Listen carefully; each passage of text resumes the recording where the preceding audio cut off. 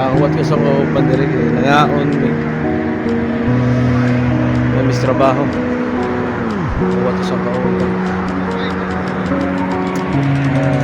Share lang na ako di ay. Share lang na ako dahil sa mga kuan. Sa to ang mga kadama. Na-share nga istorya sa inyo sa party sa mga kadama sa itong mga kababayan nga kuan, mga kadama o katabang ilang kinabuhi diri sa abroad. Sila may isa sa pinaka-challenging at pinaka-lisod ilang trabaho diri kay swerte ya kung masurtihan sila nga makapahuway sila og sayo o makakita mo sila og amo nga buutan.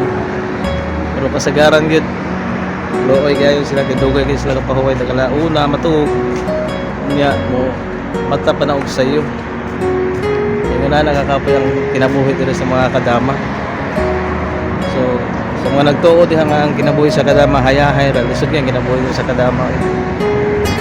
No, niya ilahang pamilya pagod ilahang pamilya sa Pilipinas. Mangumusta lang gani kung hapit na ang sweldo.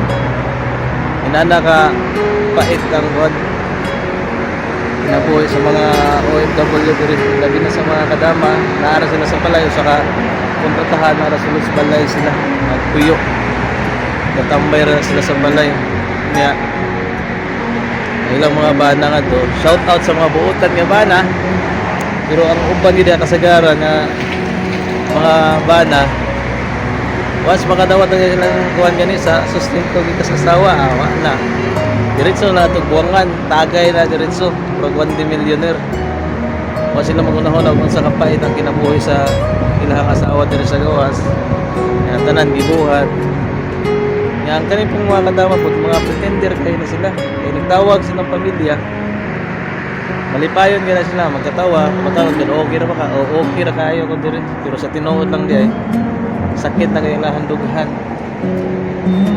Oo, inana nila ka-pretender ang mga kadama. So, shout out ko sa mga kadama dahil sa Middle East. Saludo ko sa inyo mga kadama. Mauli namin, ano ang kauban. So, sa kauban.